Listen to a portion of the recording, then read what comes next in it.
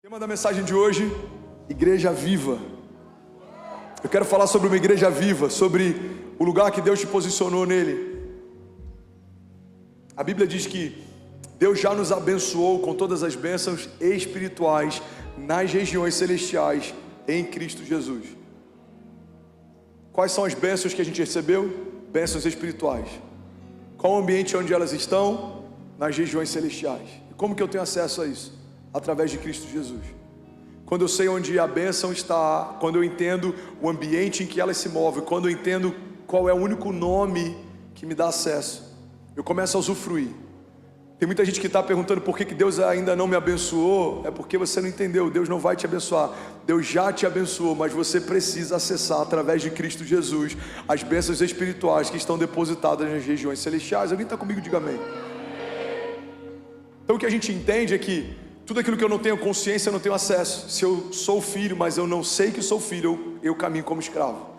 Se eu sou herdeiro, mas eu não entendo sobre herança, eu caminho como alguém que não tem herança nenhuma. A Bíblia diz que por mais que o herdeiro seja dono de tudo, de nada ele difere de um escravo, porque não acessa a herança do pai até que tenha maturidade. A Bíblia, quando fala de maturidade, em alguns momentos a maturidade ela está apontando para entendimento, consciência, revelação.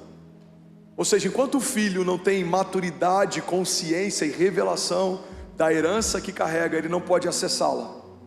Irmão, você tem noção que tem gente que vai morrer salvo em Cristo Jesus, mas vai viver de forma miserável porque não conheceu as facetas do caráter de Deus?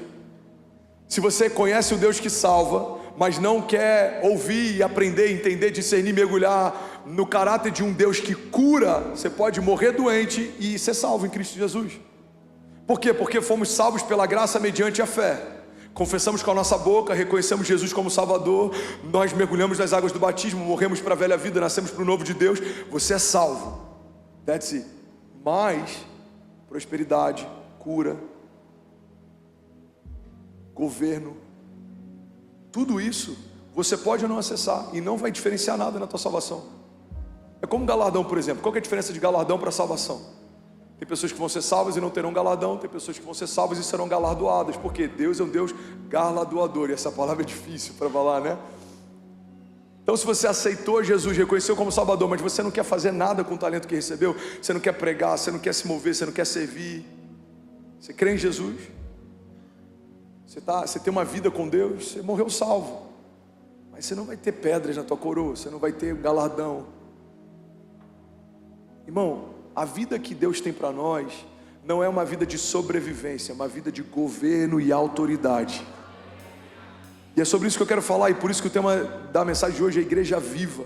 Não é só sobre ser igreja, mas é sobre ser uma igreja viva, gloriosa, triunfante, poderosa, que se move em milagres, que carrega testemunhos, que aponta para Jesus, que não negocia a sua fé, que não tem medo do inferno, que permanece. A Bíblia diz: resisti ao diabo e ele fugirá de vós. É uma igreja ousada, é uma igreja próspera. Pastor, eu não gosto de misturar prosperidade com o evangelho. Então não é o evangelho que você tem que ler, porque o evangelho traz mais a temática de dinheiro do que várias outras temáticas que a gente acha às vezes que são mais profundas ou que tem a ver com mais santidade.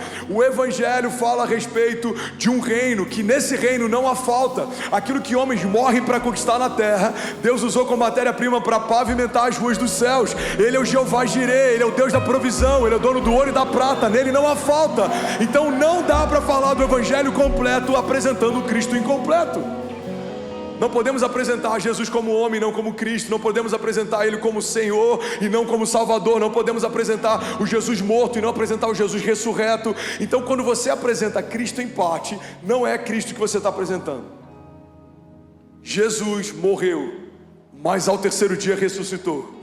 Jesus veio como homem, mas a humanidade dele não desconstruiu a divindade dele. Era 100% homem, 100% Deus. Se despiu de toda a glória humana, mas ainda assim era revestido da glória de Deus. Irmão, falar de igreja viva é a gente trazer de novo para o lugar onde nunca deveria ter saído, o entendimento de qual é a identidade da igreja de Jesus. Porque sem perceber você pode se tornar mais evangélico do que cristão. Sem perceber, você pode se tornar mais membro da Lagoinha Alphaville do que ter o entendimento da identidade de filho de Deus. Eu tenho um livro chamado A Resposta que Você Precisa, e um dos capítulos desse livro eu falo sobre o Jesus evangélico. Se o único Jesus que você conhece é o Jesus que uma igreja evangélica te apresentou, você corre um sério risco de conhecer um Jesus evangélico, mas não necessariamente conhecer o Jesus de Deus. Se o único Jesus que você conhece é um Jesus que a igreja católica te apresentou, você corre um risco de conhecer um Jesus católico, mas ainda assim talvez não conhecer o Jesus de Deus. Por quê? Porque nos apresentam Jesus, mas Ele quer se apresentar para a gente pessoalmente também. Eu te conhecia de ouvir falar, agora eu conheço de caminhar com você. Alguém comigo aqui? Uma igreja poderosa, uma igreja que conhece a sua identidade, conhece o seu Senhor.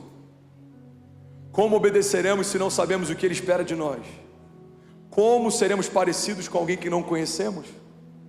Se cristão significa uma cópia, um pequeno Cristo, como seremos uma expressão diminuída, eu vou usar entre aspas e com muito zelo isso, do Cristo, se não sabemos como é a matriz, como Ele é? Irmão, a Bíblia diz que o povo de Deus perece por falta de conhecimento. E eu quero desafiar você a caminhar à altura da identidade que você tem, porque é um desperdício você ser um filho de Deus e caminhar como um homem comum. É um desperdício você fazer parte de um reino inabalável e você viver sendo abalado por coisas cotidianas. É um desperdício você ter sido gerado na eternidade e carregar promessas que apontam para a eternidade, mas ficar ansioso por causa da próxima semana e do desafio do mês que vem. É um desperdício você ser chamado por um Deus sobrenatural para caminhar de forma sobrenatural, mas a sua mentalidade ainda ser uma mentalidade natural. Eu estava esses dias conversando com o pastor Gustavo Paiva de Brasília, e a gente estava falando sobre os desafios de pastorear nessa geração. Cada geração teve os seus desafios. A gente chegou no consenso. Um dos maiores desafios de pastoreio nessa geração é que temos muitos cristãos que não carregam uma mentalidade cristã. A sua mentalidade, os coaches chamariam de mindset, sua cosmovisão, o seu conjunto de crenças, a forma como você enxerga o mundo, precisa ser redimida para que você enxergue o reino. A Bíblia diz: transformai-vos pela renovação do vosso entendimento, para que possam experimentar, é uma condicional, a boa, agradável e perfeita vontade de Deus. Ou seja, se eu não nasci de novo, eu não me torno um ser espiritual. E se a minha mente não nasce de novo, eu não consigo ter a mentalidade de Cristo, eu não consigo enxergar o que Deus enxerga, entender o que Deus fala, e com consequência, eu não vou conseguir viver o que Deus tem para mim. Alguém está comigo ainda? Diga amém. O que é uma igreja viva? É uma igreja que não é 1 centímetro a mais e também não é 1 centímetro a menos daquilo que Deus nos estabeleceu. Carregamos a autoridade dada por Jesus para ligar e desligar na terra aquilo que será ligado e desligado nos céus. Recebemos de Deus a chave do seu reino. Somos filhos, não mais escravos. Deus não te deu uma carteira de trabalho, Ele te deu uma certidão de nascimento. Você é filho de Deus, você nasceu de Deus, você faz parte do reino de Deus. Quando a Bíblia diz que nós somos embaixadores de Cristo, irmão, a gente precisa entender como as embaixadas funcionam, Pedro. Nenhum embaixador pode se tornar embaixador de uma nação a qual ele não foi gerado. Embaixadores não são estrangeiros. Eles representam uma nação estrangeira em outra terra, mas eles representam a nação em que eles foram gerados. Quando a Bíblia diz que somos embaixadores de Cristo, um pré-requisito básico para você ser um embaixador é você ter nascido nesse reino. Se você nasceu no reino de Deus, a sua casa se torna uma embaixada do reino de Deus. Você é um embaixador do reino de Deus. Sabe como funciona com os embaixadores? Eles têm passaporte diplomático, por exemplo. Uma nação não pode tocar neles. Por quê? Porque eles têm imunidade diplomática. As nações respeitam a autoridade que foi confiada a esses homens de tal forma que só a lei do país em que ele nasceu e ele representa pode julgá-lo. Irmão, quando a gente começa a entender um pouco mais como funcionam essas relações diplomáticas, a gente começa a ter um pouco mais de entendimento da profundidade que é quando a Bíblia diz que somos embaixadores de Cristo. Para tocar em você, precisa falar com Ele primeiro. Para mexer em você, precisa mexer nele primeiro. Por quê? Porque eu não sou daqui, eu estou aqui. Eu vim do reino do meu Pai. O céu não é o lugar que eu vou, é o lugar que eu vou voltar. Eu vim de lá, fomos gerados na glória, fomos estabelecidos em glória, carregamos a própria vida de Deus. Há dentro de você o mesmo poder que ressuscitou Jesus Cristo dos mortos. Poder de ressurreição foi dispensado em você. Você carrega isso, irmão. Pode estar parado, pode ser esquecido, pode ser negligenciado, talvez você nem saiba o que carrega, mas está aí. Quando você tem consciência, isso é ativado, e quando isso é ativado, você tem acesso, e quando você tem acesso, algo sobrenatural começa a acontecer. Uma igreja viva é uma igreja que sabe quem é, e quem sabe quem é, sabe o que pode, e quem sabe o que pode, para de pedir favor e começa a viver promessas. Para de pedir como favor aquilo que Deus já estabeleceu como herança. Guarda isso, irmão. A gente precisa parar de pedir como favor o que Deus já estabeleceu como herança.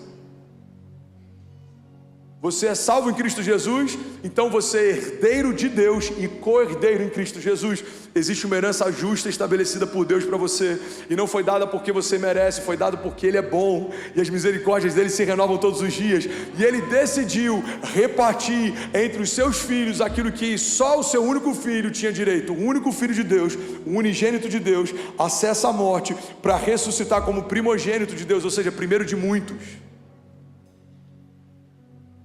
Então Jesus experimenta a morte que era minha, para que eu possa experimentar a glória que era dele. Jesus recebe o juízo que era meu, para que eu possa usufruir da justiça que era dele. A Bíblia diz que aquele que não cometeu pecado se fez pecado por nós, para que nós fôssemos feitos justiça de Deus. Você não se tornou justiça porque é justo, você se tornou justiça porque recebeu justiça. É herança. Alguém está comigo ainda? Tudo que existe mais poderoso no reino de Deus não pode ser conquistado. Ele tem que ser derramado, confiado, estabelecido. Você não poderia conquistar a salvação, mas se você crê em Jesus, você recebe a salvação. Você não poderia conquistar a herança não se compra, não se negocia, mas se você se torna filho de Deus, você recebe a herança. Pastor, eu sou um homem bom, eu faço atos de justiça social. Legal, mas isso não torna você justiça de Deus. O que torna você justiça de Deus é o próprio Deus. Então tudo que a gente carrega de mais extraordinário, glorioso, tudo que você tem de superior, você recebeu em Cristo Jesus. Deus já nos abençoou com todas as bênçãos espirituais nas regiões celestiais em Cristo Jesus. Alguém está comigo aqui? Diga amém. Eu não lembro quem é o autor dessa frase. Ele diz que tudo que você vê de bom em mim é Cristo, tudo que você vê de mal sou eu. Cara, eu gosto do pastor, às vezes ele prega bem, é Jesus, irmão. Cara, ele tem uma visão, às vezes ele fala umas coisas que parecem loucura, e depois ele está vivendo, é Jesus. Cara, o pastor nem sempre ele está com o melhor humor, esse sou eu. Nem sempre ele está, esse sou eu. E essa é a loucura. Um Deus extraordinário comissionou um povo ordinário para viver coisas extraordinárias. A Bíblia diz que somos como um vaso de barro que carrega um tesouro precioso. O tesouro é precioso, Lucas, mas o vaso é de barro. Mas o tesouro é precioso, é caro, mas o vaso é de barro. As duas coisas elas conseguem coexistir, uma não anula a outra. A nossa fragilidade não anula o fato de carregarmos algo inabalável dentro de nós. As nossas limitações não anulam o fato de quando recebemos essa porção de Deus, começamos a carregar algo ilimitado dentro de nós. Então, uma igreja viva é uma igreja que entende as suas limitações, mas entendeu o que se tornou quando Jesus entrou na sua história. Podemos viver milagres porque conhecemos um Deus de milagres. Podemos ser prósperos porque conhecemos a faceta de um Deus que é provedor, Jeová Jireh. Podemos caminhar em glória porque fomos revestidos pela glória de Deus. Não teremos mais medo da morte porque Deus nos chamou de volta para esse projeto de eternidade. Agora não sou mais eu quem vivo, mas Cristo vive em mim. Alguém está feliz com Jesus aqui? Alguém está recebendo algo de Deus? Cadê os incendiários? Não me abandona. Aleluia. Uma igreja viva, uma igreja poderosa, olha para mim, irmão, é uma igreja que sabe quem é, tem consciência da sua identidade e por consequência tem consciência da sua herança e por consequência tem consciência do seu poder e autoridade. É uma igreja que não se rasteja. Por quê? Porque eu sei em quem eu tenho crido, eu sei quem fez as promessas que eu carrego, eu sei quem me chamou, e quem me chamou sustenta o chamado que deu. Eu sei quem é o meu bom pastor, e a palavra de Deus diz que os meus inimigos virão contra mim por um caminho, mas por 7 caminhos eles fugirão. Então, uma igreja viva é uma igreja que tem consciência. O mundo pode falar o que for, você sabe quem você é em Cristo Jesus. Podem ter ruídos, levantes, tempestades, gigantes, fornalhas, aquecidas várias vezes mais. Podem ter leões, mas a palavra de Deus nos garante que se estivermos em Cristo Jesus, para tocar em nós, precisa ter uma autorização de quem nos guarda. O Senhor é o nosso refúgio, a nossa fortaleza, socorro presente na hora da angústia. Deus é por nós, quem será contra nós? Agindo Deus em nosso favor, quem impedirá o seu agir? Agora, pastor, se eu sei quem eu sou em Cristo Jesus, eu consigo viver a plenitude do que Jesus tem para a igreja? Não, isso é um pré-requisito básico. Mas existe outro pilar fundamental: revestimento de poder. A igreja é poderosa quando ela é revestida de poder. Vocês estão comigo ainda? A igreja é poderosa quando ela é revestida de poder. O que é um revestimento? Eu gosto sempre de usar essa analogia. É como alguém que foi vestido e depois então foi revestido. Quando você nasceu de novo, a sua antiga natureza morreu e uma nova natureza foi estabelecida. Então você foi vestido com essas vestes. Natureza carnal morreu para que pudesse então você ser vestido com vestes de justiça. Você se tornou justiça de Deus. Você se tornou filho de Deus, herdeiro de Deus. Mas existe uma nova camada que é colocada sobre a igreja, que é o revestimento. Ou seja, alguém que foi vestido do novo de Deus, agora é revestido do poder de Deus. Quando isso acontece na Bíblia? Atos 2. Havia uma promessa que foi liberada pelo profeta Joel: eu derramarei do meu espírito sobre toda a carne, vossos filhos e as vossas filhas profetizarão, os vossos velhos sonharão, os vossos jovens terão visões. Quando Jesus ele volta dos mortos, ele relembra aos discípulos daquela promessa. Ele fala: olha, vocês vão curar enfermos, vocês vão libertar cativos, vocês vão viver milagres, vocês vão fazer história, mas não se esqueçam do que o meu pai falou através do profeta Joel: o Espírito será derramado. Então permaneçam até que venha sobre vós o revestimento de poder. Irmão, olha para mim, não se distrai. Jesus está dizendo o que eles vão fazer, mas Jesus está dando uma condicional para que eles façam. Vocês vão fazer tudo isso, mas antes recebam. Vocês vão até os confins da terra, mas antes recebam. Vocês vão curar enfermos no meu nome, mas antes recebam. Vocês vão libertar cativos, mas antes recebam. O que Jesus está estabelecendo? Um princípio. Deus não envia a igreja para o mundo sem antes ter enviado o Espírito para a igreja. Quando o Espírito é derramado sobre a igreja é derramada sobre o mundo. Por isso que a Bíblia diz que as portas do inferno não resistirão contra a igreja. Por quê? Porque uma igreja viva, gloriosa, revestida, ela é imparável. Qual é a diferença entre uma igreja revestida e não revestida? É a diferença de Pedro antes e depois do batismo do Espírito Santo. Pedro antes do batismo, ele é impulsivo, ele é carnal, ele é sanguíneo, ele é inconstante. Ele ama Jesus, mas ele nega Jesus. Ele fala para Jesus: de forma alguma vamos permitir que você seja entregue. Mas quando Jesus é entregue, então ele fala que não sabe quem Jesus é, nega 3 vezes e foge. Esse mesmo Pedro, revestido de poder, caminha pelas ruas da cidade e a sombra dele cura os enfermos. Esse mesmo Pedro, revestido de poder, abre a sua boca e com a sua pregação milhares são salvos. Irmão, o que mudou? Mudou tudo, porque o revestimento de poder faz com que você caminhe, milite, se mova debaixo de uma habilidade extraordinária e sobrenatural. A unção é uma capacitação sobrenatural para tornar natural aquilo que de forma natural seria impossível. É impossível. Você foi revestido, é inevitável. Você vai chegar em ambientes, eles vão mudar. Por quê? Você chegou. Porque você é bom? Não, porque você carrega algo bom.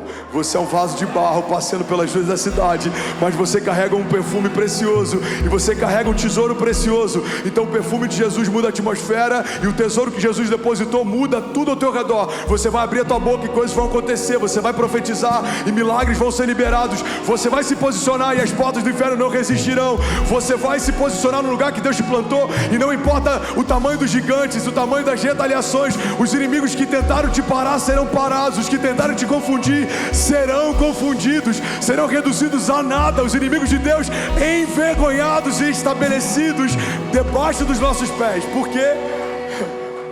Porque você foi revestido de poder.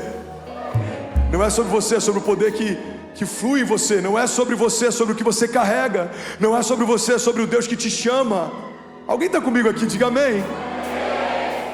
Uma igreja viva é uma igreja consciente, é uma igreja que sabe da identidade que tem. Uma igreja viva é uma igreja que foi revestida de poder.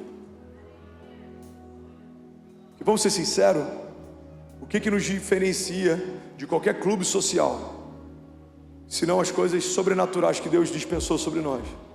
Você vai aqui no Alphaville Tênis Clube, e se você remove o Espírito Santo da igreja, a única diferença é que eles têm um espaço mais legal do que o nosso.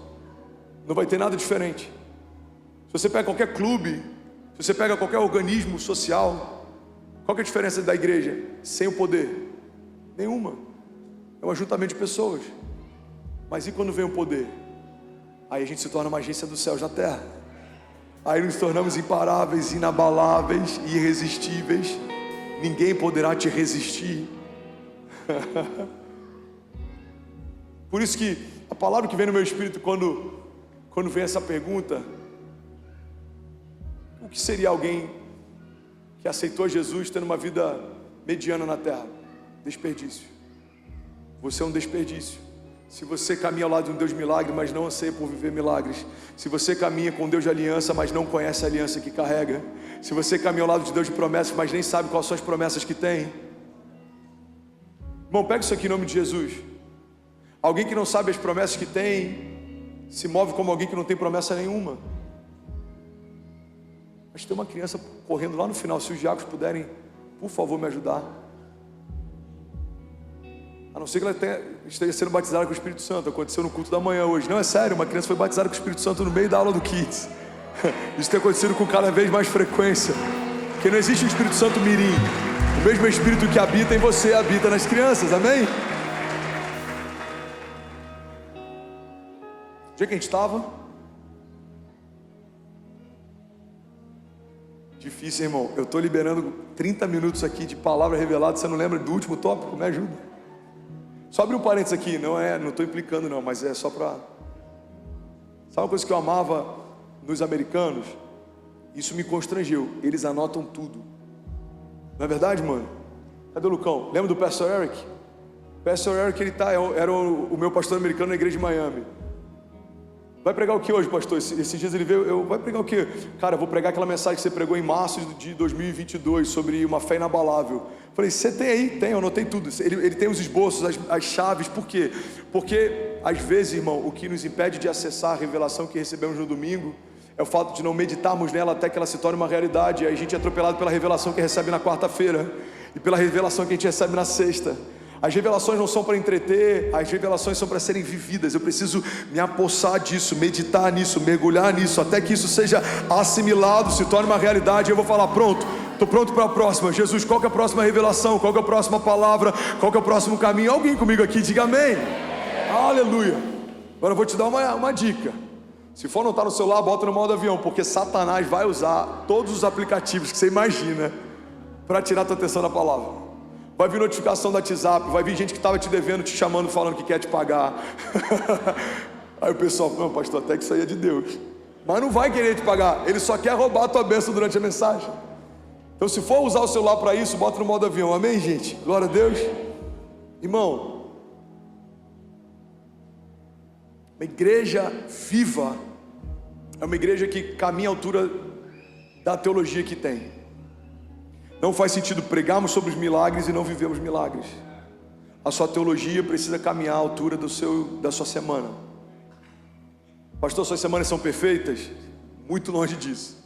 Mas toda semana eu estou vencendo gigante. Toda semana eu estou vendo milagres. Toda semana uma provisão extraordinária tem sido liberada sobre a nossa igreja. Toda semana eu estou vendo promessas se cumprirem. Todas as semanas eu estou trazendo à minha memória algo que Deus falou lá atrás. Porque eu já falei sobre isso, mas deve ser novo para alguém. Guarda isso aqui. Tudo que Deus te fala no dia bom é para sustentar a tua fé no dia mau.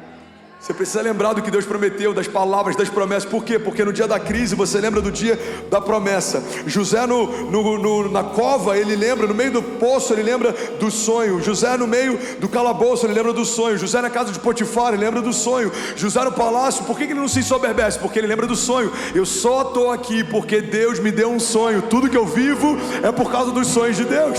Davi recebe a unção, é perseguido por alguém que ele amou, mas ele lembra do dia que Deus ungiu. Ele está em desertos, ele está sendo atacado, perseguido, mas ele lembra do dia que Deus ungiu. Irmão, tudo que Deus faz ou fala com você no dia bom é para sustentar você no dia mau. Então não se distraia.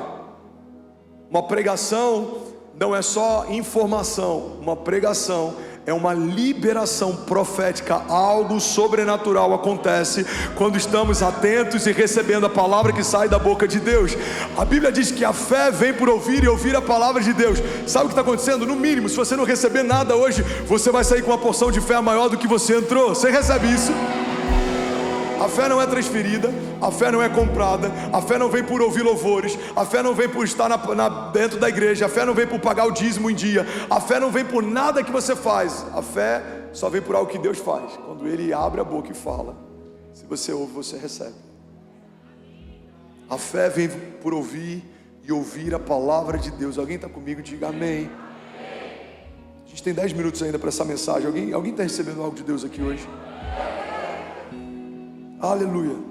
Jesus não enviou a igreja para o mundo até que o Espírito Santo fosse enviado para a igreja. Por quê? Não é porque você vai fazer coisas melhores com o Espírito Santo, é porque tem coisas que você só faz com o Espírito Santo. Tem coisas que você faz melhor quando você é ungido, tem coisas que você só faz se for ungido. A unção é uma capacitação sobrenatural para fazer de forma natural coisas que eram impossíveis se não fosse pelo Espírito. Então alguém que está debaixo de unção começa a acessar realidades que o homem natural não conhece, não discerne e não vive. Agora, que desperdício seria uma igreja debaixo da unção caminhar como alguém que nem sabe quem Deus é? É assim que muita gente está se movendo. Irmão, princípios básicos em relação à igreja. Quando você vem cultuar, você não vem para ser cultuado, você vem para cultuar a Deus. Então, o louvor não é para ser bom para a gente, o louvor é para ser uma expressão de adoração para Ele. Quando a gente oferta, não é para pagar a conta de luz da igreja. Você nunca me viu falando aqui de princípio de oferta por conta de uma conta emergencial que a gente tem. O princípio da generosidade, da oferta, do transbordo, é para honrar e para que não falte mantimento na casa do tesouro, como diz a palavra. Quando a gente vem aqui, a gente não está vindo só para a igreja. Quando a gente está nesse lugar, a gente se torna a igreja. Você não vem numa igreja só. O projeto de Deus não é para que você frequentasse uma igreja. O projeto de Deus é para que você se torne a igreja. Quem é a igreja? Fala, quem é a igreja? Eu não. Nós. Irmão, eu vi isso uma vez e isso explodiu a minha mente. A igreja não é um coletivo de eus, a igreja é um singular de nós. Não é um monte de eus reunidos. Eu, minha vontade, a minha família, a minha casa, não. O meu Deus, o meu pão, não. O pão é nosso, o Pai é nosso, o reino é nosso.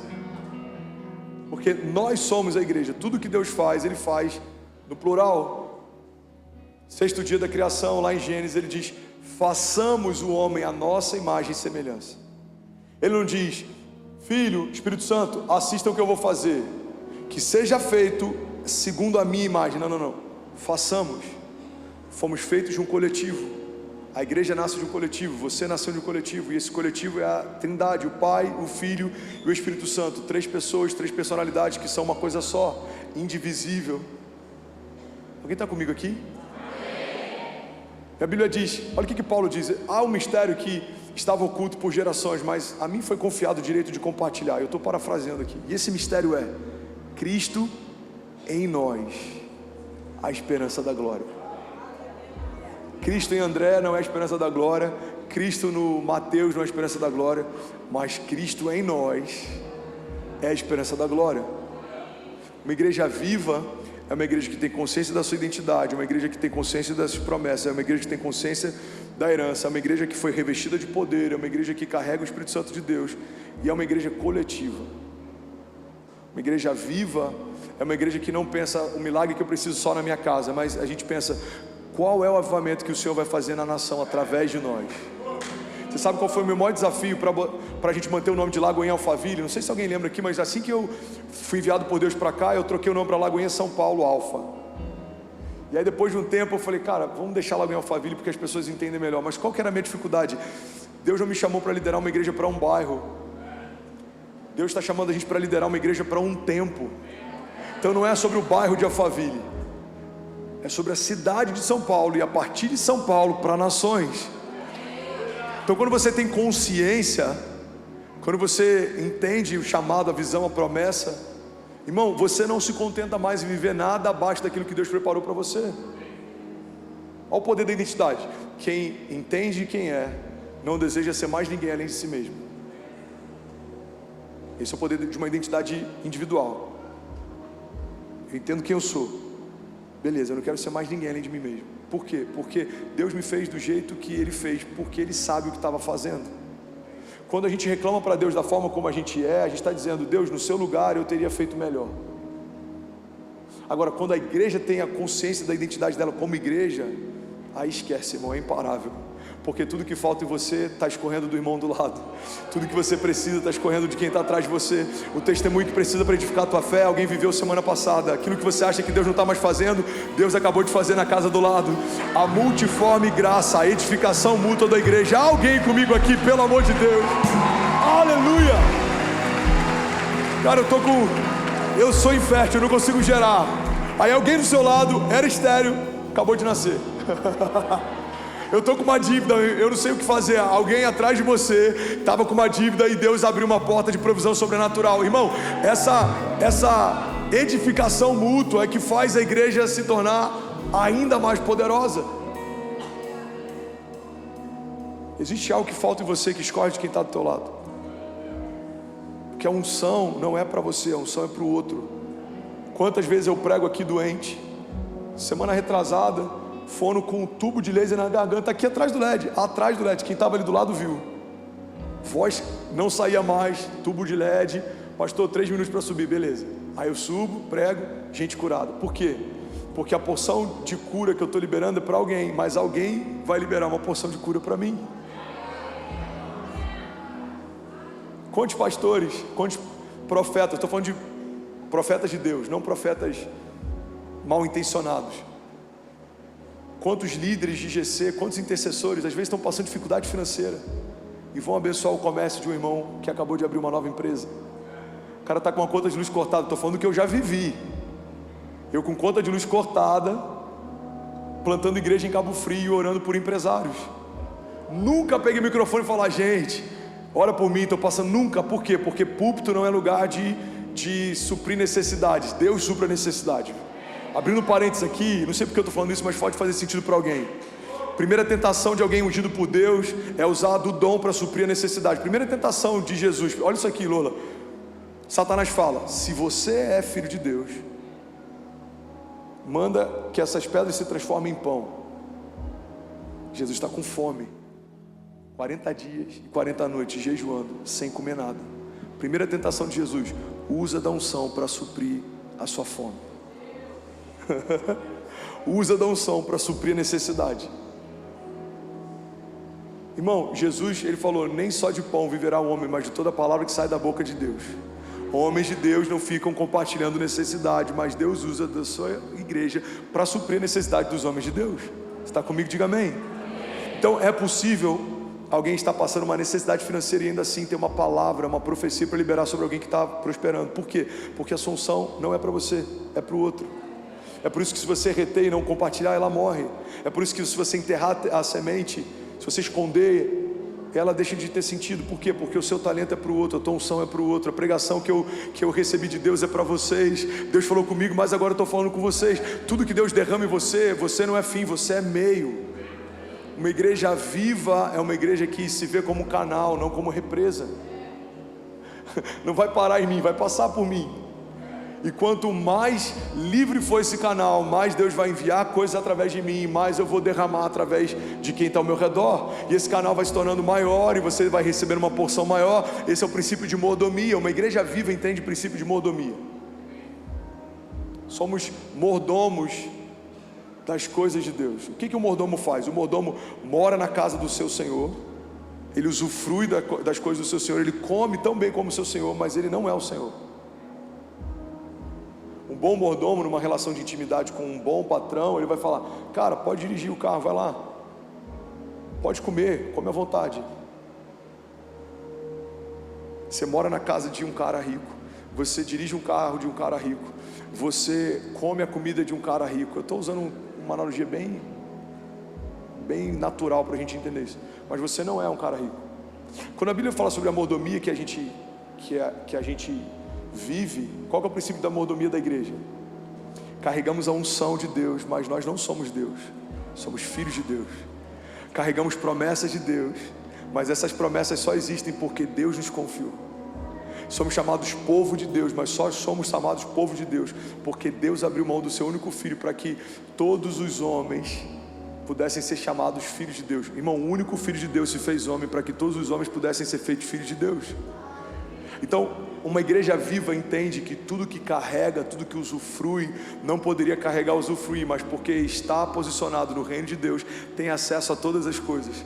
E quanto melhor você gerencia o que Deus te deu, mais Deus vai te confiar. A Bíblia diz que o Senhor volta para prestar conta dos talentos que foi derramado, distribuído, e aquele que reteve com medo de perder, até o pouco que recebeu lhe foi retirado, mas aquele que administrou bem, recebeu mais, para continuar frutificando. Uma igreja viva é uma igreja que cada estação está vivendo um nível mais alto.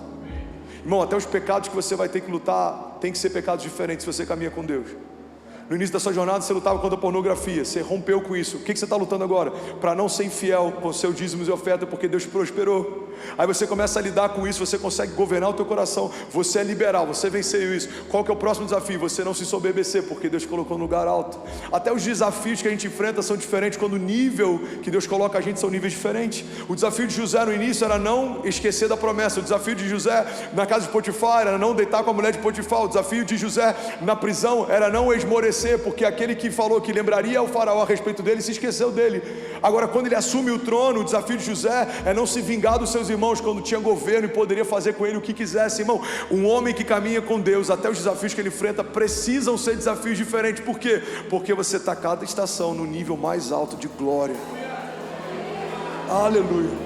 Eu estou feliz de pregar aqui essa noite. Eu não sei se tem alguém feliz de ouvir, eu não sei se tem alguém recebendo. Tem alguém recebendo algo de Deus aqui? Você pode honrar Jesus no seu lugar. Será que alguém pode, pelo amor de Deus, fazer barulho? Jesus. Aleluia.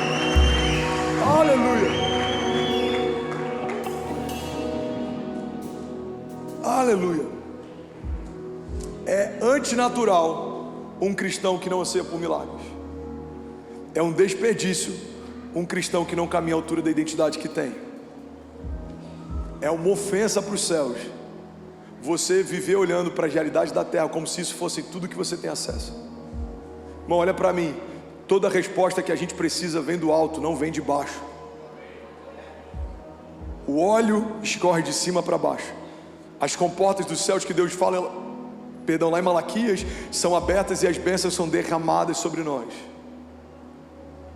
O trono, ele está num céu mais alto do que aquele que a gente consegue ver. As bênçãos espirituais estão estabelecidas nas regiões celestiais em Cristo Jesus. Tudo que você precisa vem do alto. Tudo que você precisa vem do alto. O que é uma ofensa para o céu? Alguém que se tornou um cidadão do céu ficar esperando uma resposta para aquilo que precisa vindo da terra. A sua resposta não vem da terra. Vinha antes da sua redenção, mas não vem mais depois da sua salvação. Vocês estão comigo ainda? Diga amém. Eu preciso finalizar. Pega isso aqui, eu vou finalizar, irmão. Dinâmica antes da queda. O homem nunca plantou nenhuma árvore, Wallace, mas ele colheu todos os frutos que ele queria. Por quê? Deus estabeleceu um ambiente antes de colocar o homem lá dentro. Então, a dinâmica da graça não é semear para colher. dinâmica da graça é colher para replantar. Adão colheu a primeira manga, a manga já tinha sido plantada por Deus. Adão colheu a primeira maçã, a maçã já tinha sido plantada por Deus. Pastor, mas não foi a serpente que falou da maçã? Não, isso é algo que a gente criou, essa alegoria, mas a Bíblia não fala qual foi o fruto, ok? Eu acho que deve ter sido Giló, deve ter sido alguma coisa muito ruim. Eu imagino. Porque Satanás é assim, ele ferra com a gente e o que ele tem não presta. Então eu imagino que deve ter sido Giló, alguma coisa talvez pior do que Giló, mas enfim, isso aqui é só uma heresia. Então, então, irmão, ajuda a irmã ali que ela recebeu. Só vou honrar a sua vida que você está recebendo a pregação inteira, tá? Que se você celebrar só na hora da heresia, eu vou ficar chateado. Só na hora do Giló, irmão. Pega isso aqui. Quando a criação vai colher qualquer fruto, eles não haviam semeado nenhum deles, eles só colheram. Então a dinâmica da graça é: você colhe para replantar. Imagina, ele pegou uma maçã, comeu, e quando ele jogou no chão, uma semente naturalmente está sendo semeada. Porque, olha o momento Globo Rural aqui, irmão, porque é isso que faz um fruto ser chamado de fruto. Você sabe qual que é a diferença de um fruto para um legume e uma verdura? Sabe? Alguém sabe? Qual que é a diferença? Os frutos carregam as sementes dentro de si. Todo fruto carrega a semente dentro de si. Isso é muito poderoso. Eu posso pregar sobre isso talvez domingo que vem, sobre o design que Deus fez e por que as promessas Ele deposita dentro e não fora. Irmão, os frutos carregam a semente dentro. Então quando Adão come um fruto, ele joga no chão, a semente está sendo semeada. Então ele colhe para replantar. Mas depois que o homem peca, Deus muda a dinâmica. Ele fala: a partir de agora, porque você pecou, a mulher vai sentir dores de parto, a sua vida vai ser limitada a 120 anos, e do suor do seu trabalho você vai comer. Essa dinâmica é pós-queda. Você só vai ter aquilo que você trabalhar para ter. Mas qual que é a dinâmica depois da redenção? Jesus nos traz de volta para esse lugar onde nunca deveríamos ter saído. Tudo que você vai viver, irmão, está ligado àquilo que você vai colher primeiro. Você só vai replantar. Deus já preparou tudo aquilo que você precisa. Irmão, pega isso aqui em nome de Jesus. Se for para Jesus, pode fazer melhor. A banda pode subir para parecer que está terminando. Aleluia. Aleluia. Eu acho que eu não compartilhei, ou pelo menos não compartilhei nesse culto. Samuel está aí ou já foi? Já foi, né? Queria lembrar que dia que o Samuel me deu essa palavra. Acho que foi domingo passado. Pega isso aqui. Domingo passado ou retrasado, culto das 17 horas. Eu estou ali do lado do palco. Eu olho para o relógio, faltam 5 minutos, faltam 2 minutos e meio para acabar o louvor e eu tenho que subir para pregar. E eu estava mal, eu estava abatido. Eu acho que tem a ver com essa dieta também. Seu pastor já perdeu quase 12 quilos, glória a Deus, amém. Faltam uns 8 ainda para eu entrar no nível normal, porque eu já estava no nível de obesidade, mas ok. Estava com 117 quilos, irmão. Eu estou lutando para chegar nos 100. Kezinha me conheceu com 85. Dá para você entender a jornada que eu enfrentei nesses anos, né? É muito pudim e lasanha, desde que a gente se casou até aqui. E aí, eu estava um pouco abatido, eu estava triste. E aí, antes de subir, fechei meus olhos, eu fiz uma oração. Eu falei: Pai, queria tanto receber um abraço antes de pregar. Usa alguém do meu staff para me abraçar, usa algum voluntário. Aí eu estou lá, aí eu abro o olho, 1 minuto e meio. Paizinho, eu queria tanto um abraço. Usa alguém para me abraçar. 30 segundos, aí eu, amém. Aí eu subo e prego. Domingo passado, retrasado. Acabo de pregar, vou para minha sala. Aí chega o Samuel e fala assim: pastor, ontem 4h40 da manhã Deus me acordou e me deu uma série de palavras para liberar para você. Eu falei: amém. Aí ele falou assim: mas antes Deus pediu para eu te dar um abraço. Aí ele falou: eu posso te dar um abraço e um beijo? Eu falei: pode. Aí na minha sala ele foi, aqui atrás ele me abraçou, me deu um beijo. Ele falou assim: Deus mandou dizer que esse é o abraço dele para você. Irmão, pega isso aqui em nome de Jesus. Domingo 5 da tarde eu pedi um abraço. Sábado 4h40 da manhã Deus mandou me abraçar. Isso é muito forte. Domingo 5 da tarde eu pedi um abraço. Sábado 4h40 da manhã Deus mandou um profeta me abraçar. Como que Deus faz? Segundo a dinâmica da graça, Deus envia provisão antes da necessidade chegar. Pastor, mas tem provisões que eu preciso, ainda não chegaram. Não significa que Deus não tenha enviado. Elas estão a caminho. Lembra de Daniel? Daniel faz uma oração, 21 dias depois chega a resposta. Aí o anjo fala: desde que você orou, o Senhor enviou a resposta. Mas eu estava batalhando contra o príncipe da Pérsia nas regiões celestiais. Deus enviou a resposta no dia, mas a resposta chegou dias depois. Então, irmão, não se iluda. O fato de você não ver algumas respostas não significa que Deus já não as tenha enviado para você. Uma igreja viva é uma igreja que não se move por necessidade, é uma igreja que entende que Deus é o Deus de toda a provisão. Ele é o Deus da provisão. Música que a gente acabou de cantar, a gente cantou Jireh, não foi no Jireh, uma das facetas do caráter de Deus, um dos nomes que Deus carrega, Jeová Jireh, Deus da provisão. Esse que a gente cantou, temer por quê? Se eu estou nas mãos daquele que nunca perde a batalha, me ajuda que eu sou péssimo com letra. Daqui a pouco eu vou cantar alguma aqui do Guardado. Vem cá, Lucas, canta pra gente aqui. Não, tô zoando. Menino ousado, você viu? Cadê Sam? Você viu ele? Porque a gente está com essa unção agora. Todo pastor aqui de Alphaville acha que canta. Samuel cantou na Alfa. Pelo amor de Deus. E ele falou assim, gente, ele ainda falou uma coisa no culto das 5 que eu achei muito ruim, mano.